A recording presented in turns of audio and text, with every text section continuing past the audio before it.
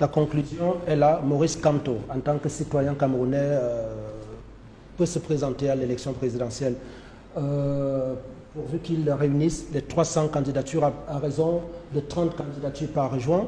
Donc ça, c'est possible que Maurice Kamto soit candidat à la prochaine élection présidentielle.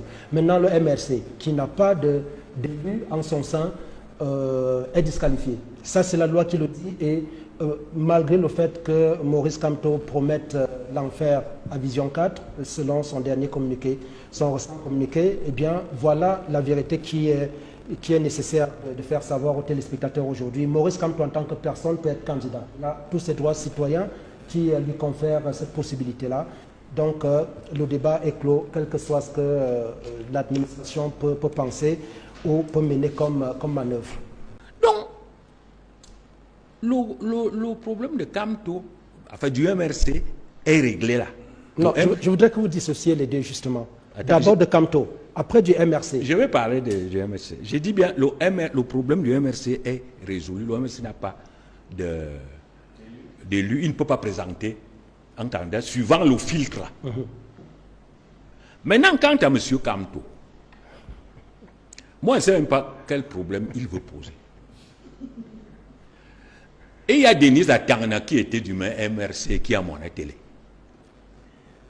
Même si Kamto a voulu le mettre en prison, ça a échoué pour des problèmes de sous. Denise Aterna a, je crois, 2 conseillers municipaux. Qu'il aille voir Denise Aterna et qu'il lui donne l'argent pour que Denise Aterna le présente comme candidat dans son parti et qu'il cesse de bourdonner dans les oreilles des gens. Parce que c'est encore amusant, mais ça risque de cesser d'être amusant. Parce que lorsqu'il a meute, il active sa meute. Il menace. Mais est-ce que ce n'est pas l'administration qui meute plutôt, Dieu donné son bas? Lorsque vous avez un ministre qui dit tel ne peut pas être candidat sur la base de presque rien. Non. Au mépris même. C'est-à-dire, il ne revient pas au ministre de choisir le candidat. Je suppose qu'il y a des instances spécialisées pour ça. Et dans ces instances, je n'ai pas encore vu un ministre. Donc, le ministre qui est du RDPC peut aussi user de la provocation. C'est légitime. Du jeu politique. Oui, donc moi je pense que nous avons une loi. Et la loi dit que un parti qui n'a pas de représentants ne doit pas présenter un candidat. Maintenant, si un individu veut absolument être candidat sans parti, il doit avoir 300 signatures. Et moi je conseille à M. Kamto d'aller voir Denise Aterna. J'ai entendu qu'il a lancé un appel à conclusion de 6 milliards de francs. Qu'il a donné 500 millions à Denise Aterna. Denise Aterna va lui louer son parti. C'est un conseil vraiment de frères et d'amis, plutôt que de s'agiter, parce que les agitations de Kamto ont déjà fait trop de mal aux gens, à ces gens, les gens qui ont cru en lui. Kamto a fait perdre beaucoup d'argent à ses collaborateurs, il faut leur faire rater des postes de maire, des postes de députés. Je crois qu'un député gagne au moins 1 million de francs. Faites le calcul. Kamto n'aurait pas manqué d'au moins 20 députés. Vous avez 20 millions. Vous multipliez ça par 12. Vous multipliez par 16, par 5, sans compter l'argent qu'on leur donne. Moi, j'ai appris que chaque... C'est vrai qu'on n'en est pas là. Vous lui avez donné un conseil et vous dites en tant que frère ou ami, c'est pas Kamto. Kamto ne peut pas être naïf de penser que vous êtes son frère ou son ami. Non, j'ai dit donc, écoutez, monsieur le modérateur, j'ai dit donc que, il a fait perdre beaucoup d'argent à ces gens. Je ne compte pas les mairies. Parce que les mairies gèrent l'argent, des milliards, surtout à Douala. Il y a des gens qui peuvent enterrer Kamto parce qu'il leur a fait rater ça. Kamto a entraîné les gens en prison. Ils sont encore en prison. Ils sont encore là. Non, c'est pas de ça qu'on parle, Dieudonné Somba. Non, Non, mais c'est pas de ça qu'on parle. La question est claire. Parce que... J'ai pas fini. J'ai dit Oui, donc... mais là, vous êtes en train d'aller tout à fait, totalement à côté du débat. Non, Kanto peut-il être candidat c'est ou le même pas? débat. Vous avez dit oui, il peut être candidat, non, mais le MRC, non. Non, écoutez, c'est-à-dire, maintenant, on ne peut pas critiquer le problème de Kanto sans tenir compte de sa posture menaçante. C'est-à-dire que si le débat vient aujourd'hui, c'est parce qu'il menace. Il faut donc lui mettre devant lui ses propres responsabilités. À savoir qu'il a déjà fait assez de mal à son parti, il a déjà fait assez de mal à ses collaborateurs, ses collaborateurs sont encore en prison. La voie qu'il prend là, il aggrave la situation. Il faut lui dire la vérité. C'est pour ça que je lui dis, le seul conseil que je lui donne, c'est d'aller voir son ancien militant, Denis Atarna, qui a deux conseillers, de préparer l'argent, les 6 milliards, là. Il va lui donner un peu d'argent. Et Denis Atarna va lui louer le parti. Bon, les 6 milliards ne sont pas posés non plus quelque part. Hein. S'il manque d'argent. Il doit les collecter. Je pense que le débat avec le président Sambaka, si on convient tous que le MRC aurait des problèmes à investir en candidat, parce que avant de rentrer dans le débat de notre thématique principale, eh bien qu'on évacue une question épineuse qui a cours en ce moment à l'approche de la présidentielle d'octobre 2025, si rien ne change. Question épineuse concernant la candidature du RDP, tant pour moi, de Maurice Kamto, le professeur Kamto, et du MRC. Je souhaite qu'on l'évacue parce que nous avons des personnes responsables en plateau, des gens qui ont une présomption d'objectivité, et il est possible pour nous d'évacuer une fois pour toutes, pour nos téléspectateurs, cette question. D'abord le professeur Kamto et ensuite le MRC. Qu'est-ce qu'il en est? Et on viendra sur notre principal. Alors, nous prenons ces quelques minutes parce que le débat, vous le savez, on ne sait plus aujourd'hui où mettre la tête, qui doit être tenu par des puristes du droit, mais qui nous perdent finalement. Pour une même question, pour un même texte, on est susceptible d'avoir multiples interprétations, par ceux-là même qui doivent nous éclairer. Donc, je m'en vais d'abord poser la question au président Sambaka. Alors, voilà, moi, je pense la première question, je ne parle pas du MRC, on ne parle pas encore du MRC, mais du président Kamto, du professeur Maurice Kamto.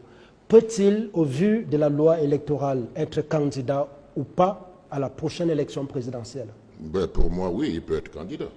Il peut être candidat parce qu'il y a des possibilités en dehors du MRC qui n'a pas d'élu. Bon, maintenant, je dois dire que ce qu'il faut remarquer, c'est que l'intelligence des Camerounais, elle est très vive, elle est très forte. Et ceux qui ont écrit les textes ne sont pas les plus bêtes. Ils sont intelligents, ils ont laissé des possibilités pour interpréter ce qu'ils ont écrit, à telle enseigne qu'on s'y perd complètement. On s'y perd, et au jour d'aujourd'hui, quand vous écoutez ceux qui sont pour, vous avez l'impression qu'ils ont raison. Quand vous écoutez ceux qui sont contre, vous avez l'impression qu'ils ont aussi raison. Mais dans tous les cas, si on part sur le principe que Maurice Kamto a été, par exemple, candidat aux dernières élections, si on part sur le principe qu'un parti politique qui a des élus peut le présenter, si on part sur le principe qu'il y a 300 signatures qui peuvent être faites pour qu'on soit candidat, je ne vois pas ce qui retiendra, n'est-ce pas, Maurice Kamto, d'être candidat. D'ailleurs, pour la démocratie, même pour... c'est compliqué de penser que quelqu'un qui a été deuxième à une élection, à la prochaine élection, il ne peut pas être candidat, sur le principe. C'est ça. Maintenant, quand on entre dans la loi et tout cela, moi, je ne suis pas en mesure de faire une interprétation parce que plusieurs professeurs sont passés ici, n'est-ce pas? Et les uns comme les autres ont donné leur avis, et moi, je ne m'y retrouve pas. Sauf que moi, je pense sincèrement qu'il ne devrait pas avoir une barrière. Alors oui, une interprétation littérale de la loi électorale démontre que Maurice Kamto peut être candidat. D'ailleurs, je peux la lire si vous préférez. Sauf si, comme je l'imagine, vous la connaissez par cœur, l'article 121 de la loi du Code électoral. Sauf si ça serait une perte de temps. Mais alors, il dit clairement ceci.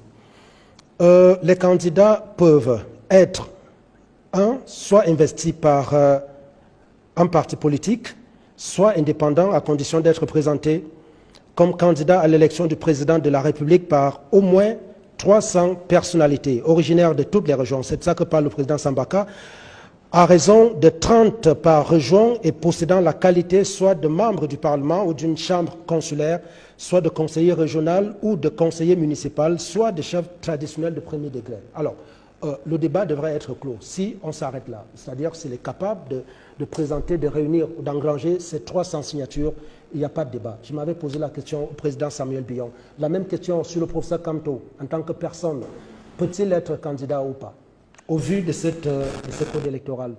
Non, mais je pense que le président Sambaka a parfaitement répondu à votre question. Je crois que votre lecture, la lecture de l'article que vous venez de faire, est aussi claire. Mais nous pensons vraiment, pour qu'on ne se répète pas, nous pensons que c'est un débat qui est entretenu autant par le RDPC qui ne veut pas qu'on parle de son bilan, que par le MRC qui est dans une démarche visant à électriser la scène politique, le débat politique dans notre pays. Parce qu'en réalité, moi je suis surpris par exemple lorsque nos amis du RDPC mettent en avant l'idée que le professeur Kamto ne puisse pas être candidat à la prochaine élection présidentielle. Je suis surpris que lui aussi il réponde à ça, parce que lui il sait pertinemment qu'il peut être candidat. Vous savez, l'article 121 que vous venez de lire nous pose un problème au mouvement réformateur. C'est pour ça que nous avons saisi le Conseil constitutionnel il y a 2 ans, parce que c'est un article qui fait du Cameroun le seul pays au monde où, lorsqu'on veut aller à une élection présidentielle, les citoyens ne sont pas soumis aux mêmes conditions. D'autres citoyens, on leur demande juste l'investiture du parti parce que le parti a un élu. Et puis les autres partis qui n'ont pas d'élu, on demande que leur candidat soit soumis à la contrainte de 300 signatures. Bon, c'est une... Mais attends, c'est pas le même texte, président Billon? N'est-ce pas le même texte, enfin, le même code électoral? Non, je vous dis que le code électoral, l'article 121 du code électoral que vous avez mis là, dit si vous avez des élus, je fais simple, si vous avez des élus, vous pouvez investir quelqu'un sans autre condition. Évidemment, la Constitution, il faut qu'il respecte les conditions annoncées au niveau de la Constitution. Mais il dit, le Constitution dit que si un parti n'a pas des élus, il peut investir à condition que le parti, que le candidat puisse recueillir, comme les candidats indépendants, 300 signatures. Donc c'est ça. Et donc sur cette base-là, la question de l'investiture de quelqu'un, d'un Camerounais, ne se pose pas. C'est une question qui ne se pose pas. Mais je continue à dire que c'est d'abord j'ai dit 2 choses. La première chose, c'est que c'est l'article 121. Nous avons saisi le Conseil constitutionnel il y a 2 ans pour dire que c'est un article qui peut causer, qui peut mettre le feu dans notre pays, parce que le Cameroun est le seul pays au monde où les citoyens qui veulent être candidats à l'élection présidentielle ne sont pas soumis aux mêmes conditions. Parce que, soit dit en passant, l'élection présidentielle n'est pas le 2e tour d'une élection législative ou d'une élection municipale. Ça, c'est la première chose. Et la deuxième chose que je dis, c'est que ce débat est entretenu par le RDPC et le MRC. Éloignez un peu votre téléphone de votre microphone. D'accord, je crois que ça va aller. Oui. Alors, donc ce débat est entretenu par le RDPC et le MRC qui finalement ont à gagner à ce qu'on ne parle pas des vrais problèmes de nos concitoyens. D'accord, donc en clair, Maurice Kamto, en tant que personne, peut être candidat à l'élection présidentielle. Au vu de l'article, je vais prendre l'avis de professeur Aboya Manassé, militant du Rassemblement démocratique du peuple camerounais. Vous avez l'article 121 du Code électoral. Vous, Maurice Kamto, devrait ou pas, ou a la possibilité ou pas d'être candidat à la prochaine élection présidentielle? Boni, je ne veux pas entrer dans cette polémique inutile. Laquelle? Celle selon laquelle c'est le RDPC qui entretiendrait une confusion autour de cette question. Moi, je pense que ce qui préoccupe le RDPC, c'est l'article 27 de nos statuts. Le président national du RDPC est le candidat du parti à l'élection présidentielle. C'est ça qui nous intéresse. Et c'est pour cela que je suis venu ici, pour débattre de ça, pas de débat de MRC. Je pense que la loi est claire. Celui qui sent qu'il peut être candidat, il dépose son dossier le moment venu et l'ECAM va statuer sur la base de la loi. Et puis il y a un contentieux de la candidature qui est régulièrement connu. Donc je ne veux pas que le RDPC s'invite à ce débat qui ne nous intéresse pas. Nous nous intéressons à peaufiner la candidature de notre parti à l'élection présidentielle. Si les gens sont dans leur turbulence, dans leur tribulation, le RDPC n'a rien à y foutre. Je ne pense pas que ça nous intéresse de savoir qui sera candidat, qui ne sera pas candidat. Il y aura l'élection présidentielle. Tout candidat qui sera devant le RDPC, nous allons l'affronter. Et si je devais vous prier de faire valoir aussi votre casquette de politologue et que vous nous aidiez à interpréter cette loi du code électoral. Mais bon, il faut faire attention. Il n'y a pas un jour où on est prêtre le jour et dans la nuit on n'est plus prêtre. Donc tout ça, ce sont mes casquettes, je le sais. Donc, je suis professeur. Je suis aussi militant du RDPC. Et les deux ne sont pas indissociables. D'accord. Et donc je pense que j'ai donné mon point de vue. Je dis que pour le moment, je n'ai pas à me prononcer sur les tribulations internes d'un parti politique. M. Biron sait où est-ce que le RDPC a tenu ses propos. Je pense que nous avons un dolage. Nous subissons tous les coups. Mais je ne veux pas en rajouter. Je ne veux pas lui donner raison. Nous nous contentons de peaufiner notre candidature. Je ne me prononce pas sur cette question-là. Parce que je sais que c'est un sable mouvant. Ça ne sert à rien. La loi est là. Oui.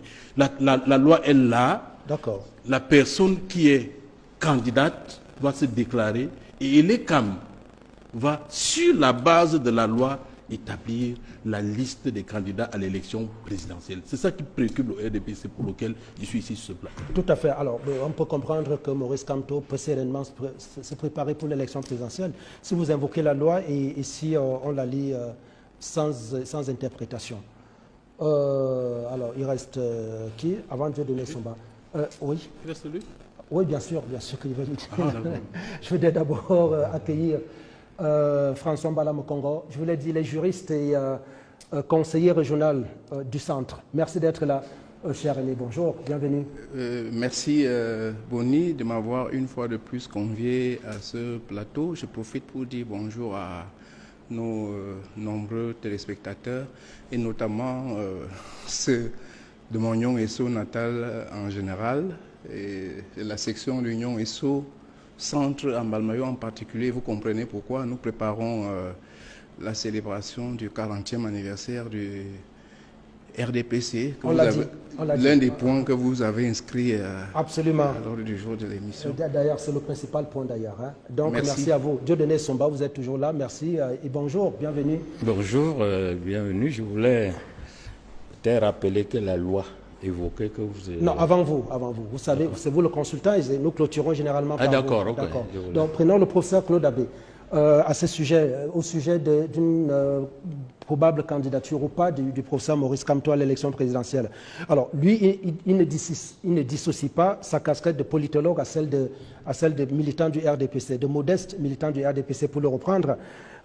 Comme on ne peut ne pas dissocier la casquette des ministres de l'administration territoriale à celle des membres du comité central du RDPC, de Paul Atanganji, le ministre actuel, qui a déclaré avec force que Maurice Kamto est disqualifié pour être candidat à la prochaine élection présidentielle.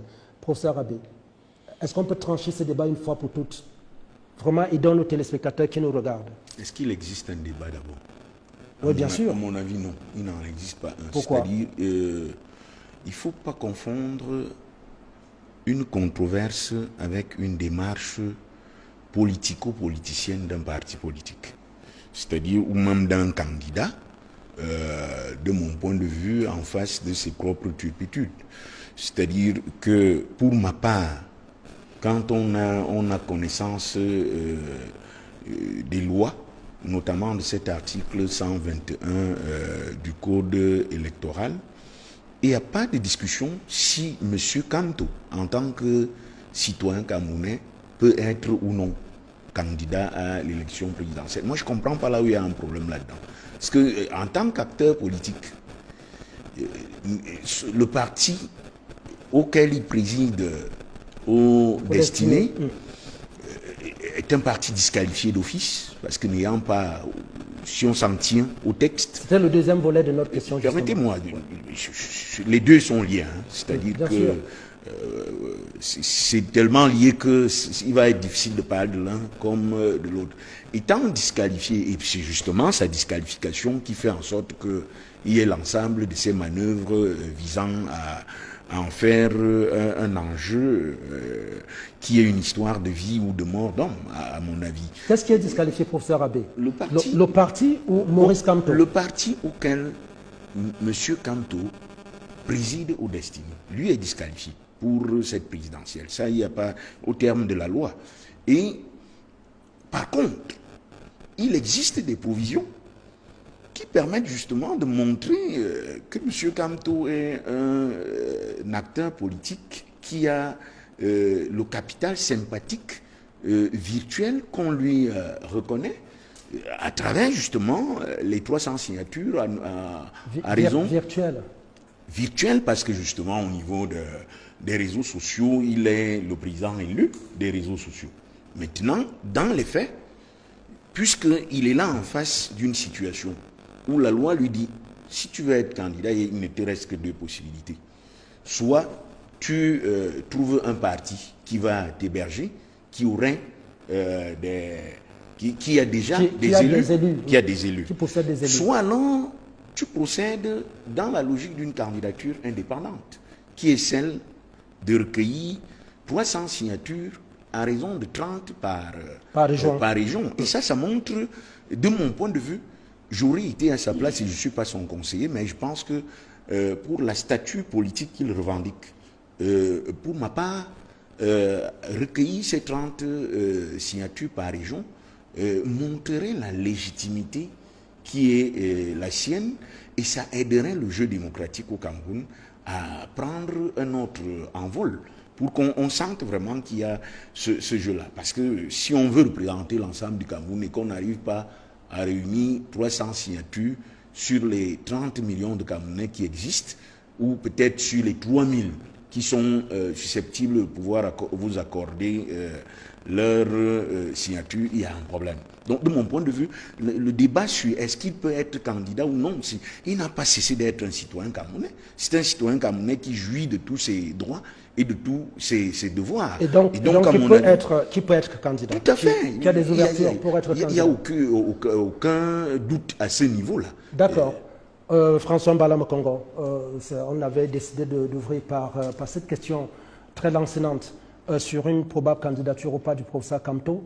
Là, on parle de Kamto, pas du MRC. Et là, lui, il a répondu en anticipant, parce que derrière, je voulais vous demander qu'est-ce qu'il en est du MRC. Le MRC, selon le professeur Abbé, serait disqualifié. Mais pour ce qui est du professeur Kamto, en tant que personne, en tant que citoyen camerounais, François Mbalama Congo. D'abord, ma première attitude serait encline à la réserve par rapport à cette question. Parce que je suis militant d'un parti et je crois que ce n'est pas aux militants d'un parti de déterminer que ce soit la candidature de Maurice Kamto ou celle d'autres qui sont les candidats. Il y a des instances habilitées à dire qui est candidat ou qui n'est pas. Je crois que ce n'est pas les concurrents ou les contradicteurs qui déterminent les candidatures et leurs contre. Cela dit, je crois que ce débat, le professeur Abbé l'a qualifié de controverse, provient de la confusion d'un certain nombre de concepts. Je ne voudrais pas revenir sur ce que le professeur Abbé a dit. Effectivement, le citoyen Maurice Kamto, jouissant de ses droits civiques, peut être candidat dans les conditions déterminées par la loi. La question qui habituellement revient est liée à la confusion, comme j'ai dit, de certains concepts.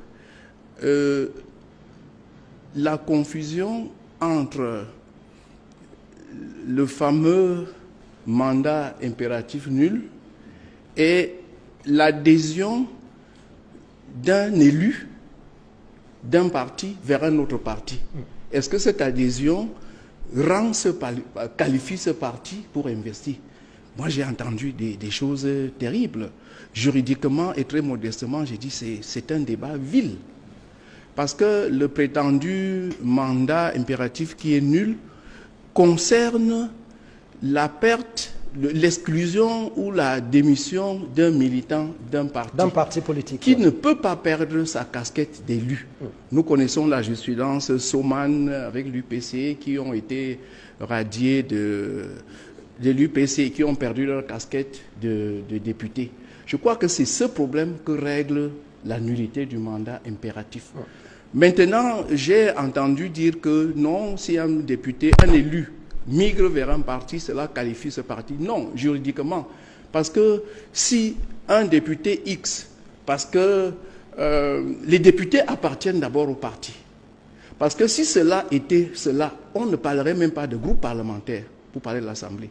On ne parlerait pas de groupe parlementaire. Ça veut dire qu'au début, n'importe quel élu irait vers n'importe quel parti et formerait le groupe permettrait à ce parti de former son groupe parlementaire. Or, les groupes parlementaires sont formés par les élus de ce parti. Et dès que vous sortez de ce parti, vous restez député, vous n'êtes plus de ce parti et votre adhésion dans l'autre parti ne qualifie pas ce parti.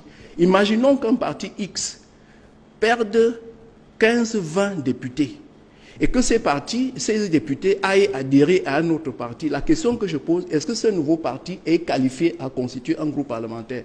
Mais puisqu'il n'est pas existant à l'Assemblée nationale. Dès qu'on répond à ces questions, on comprend si ce parti est qualifié à élire. Est-ce que si 10 députés, 15, 20 d'un parti politique démissionnent ou sont radiés de leur parti qui les a investis, ils ne perdent pas leur casquette. S'ils vont adhérer à un autre parti qui n'a pas de groupe, est-ce que cette adhésion qualifie ce parti à constituer un groupe parlementaire? Dès que vous aurez répondu à cette question, la question sur le mandat impératif est également répondue. Je peux citer les partis. Le parti, par exemple, le PCRN, qui actuellement ne dispose pas d'un groupe parlementaire. Si des députés de X ou Y parti démissionnent, vont adhérer au PCN, cela ne qualifie pas le PCN parce que ce ne sont pas les députés du PCN. C'est des députés devenus libres qui adhèrent en parti après leur investiture et après leur élection. Juridiquement, ces débats, moi, ça ne se pose pas. Mais en ce qui concerne la personnalité, le citoyen Maurice Kamto, je crois que le débat sur sa candidature se pose en ce qui concerne la jouissance de ses droits civiques et la loi détermine les conditions, les différentes modalités de candidature. Il y a des instances pour statuer sur cela. Absolument. Oui, c'est important que nous tenions ce débat. La conclusion est là. Maurice Kamto, en tant que citoyen camerounais, peut se présenter à l'élection présidentielle pourvu qu'il réunisse les 300 candidatures à raison de 30 candidatures par région. Donc ça, c'est possible que Maurice Kamto soit candidat à la prochaine élection présidentielle. Maintenant, le MRC, qui n'a pas d'élu en son sein, est disqualifié. Ça, c'est la loi qui le dit et malgré le fait que Maurice Kamto promette l'enfer à Vision 4, selon son dernier communiqué, son récent communiqué, eh bien, voilà la vérité qui est nécessaire de faire savoir aux téléspectateurs aujourd'hui. Maurice Kamto, en tant que personne, peut être candidat. Il a tous ses droits citoyens qui lui confèrent cette possibilité-là. Donc, le débat est clos, quel que soit ce que l'administration peut penser ou peut mener comme manœuvre.